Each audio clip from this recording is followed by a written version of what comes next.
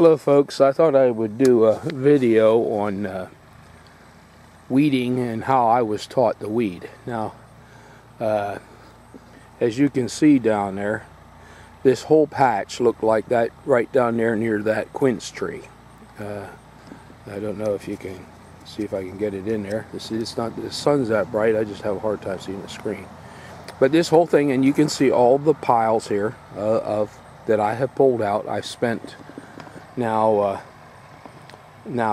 have spent today is my third day on weeding, and sometimes people will come and want to help and help me to weed. And I'm amazed though that even though people will tell me they've gardened as a child or they've gardened, that the weeding process is well, it's the way I was taught is not complete or right. I've even seen people go into the garden with the weed eater, and the objective of weeding, even in the Bible you can read about weeds and the approach is to and you listen to commercials on the anywhere, you'll hear the Roundup commercials that say that you need to get dead root, dead weed. Well,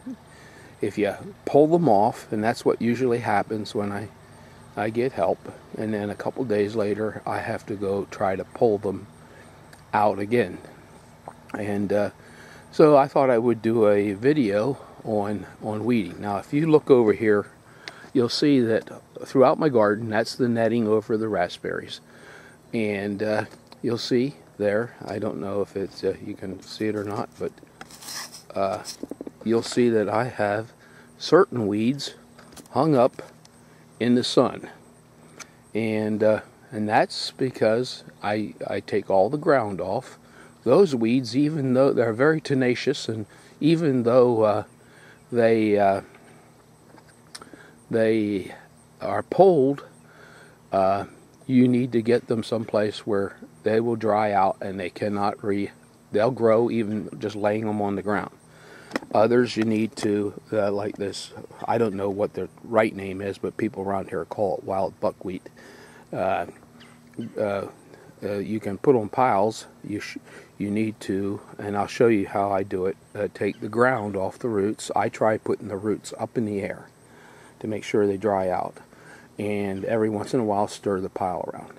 Now I would carry it out and put it in the compost pile. What's in the garden left in these piles, there are weeds I pull out, and I make sure that they cannot go to seed. There's ragweed, people around here call it red root, pigweed, and there's certain one thistle that I make sure I do not allow in the garden. There's a death sentence on those weeds. Purslane, and lamb's quarter. And there's something I keep seeing stuff on the internet about lamb's quarter, and lamb's quarter, if you eat a bunch of it, it builds up toxicity in your body. And if you're going to eat lamb's quarter, you need to make sure you do it in moderation. Now you can look it up. It's documented. I'm not just saying this. This is something I was going to try. I got enough good stuff, I don't need to do that. I haven't read anything about the purslane though having any toxicity, or so I'll turn this off and then I'll go down and show you how I do weeding. I'm down here at the quince tree now again, and put my gloves on. It rained last night, and I don't normally come in when it rains, but there's the weeds are robbing the nutrients from the potatoes that were left after the frost. They froze real bad. Now I take my weed, and I always have a hoe. The hoe serves two purposes. The hoe is my favorite garden tool, and this one here is one my parents bought each one of us a hoe when we were kids. And you can see, you don't buy a hoe like that now. It's very pointed. You want to make sure you don't let it lay somewhere, or that you put it. Has a nice tapered handle. So A lot of hoes and stuff today, tools have straight handles, and then that works. You have no resistance. This, as you're pulling, tightens, and it's easy on your hand. Now, when I pull a weed, I always take my hoe. Some people that can bend over use their boot, and you want to make sure you got all the dirt off the root, because if you don't get the dirt off the root, you're not going to. They're just going to grow again. And when you're going to weed, a lot of people go in like a bull in a china closet, and that's the wrong way. We call it get shushly. That's a Dutch word, and it means to get kind of in a hurry, and you shushel out over it, they would say. And you need to go methodically and determine, and just say, okay, however long it takes, and to do it, and do it right. You can't, a lot of people want to just get it done. I guess there's a comedian that says, get her done. Yeah. But make sure all the roots are completely done. Then I like to put them on a pile with the roots up in the air. And sometimes I'll fold them around. And you can see, and all these weeds, they tend to be narcissistic in their nature. They don't coexist with the things in your garden. Some are worse than others. I guess they're a little bit like people.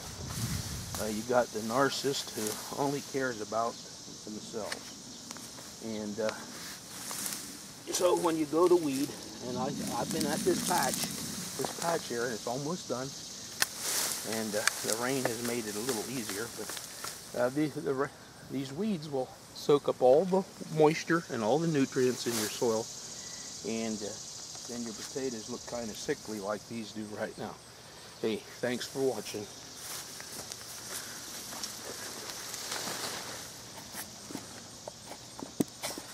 Now the last thing I do, after I got done weeding, I'm done now with the weeds. It took me about, for this area here that I'm in, about probably close to 20 hours. Now that's like I said, you don't want to shushel or get in a hurry while you're weeding because you want to make sure you get the roots. But the last thing I do is I go through and all the area I hoe, and the reason for that is to break up and disturb the root zone for any roots that I may have missed. And if you look, the ground was clear under the weeds when I pulled them because no moisture could get. We had rain last night, hard rain. And you may ask, why are you in the garden after 3 weeks of rain that you didn't get in here and pull these weeds? Well, first of all, I had to come in because when you see the weeds start getting seeds on top, the lamb's quarter, the grasses that you don't want in your garden, and the wild buckwheat or whatever it's called,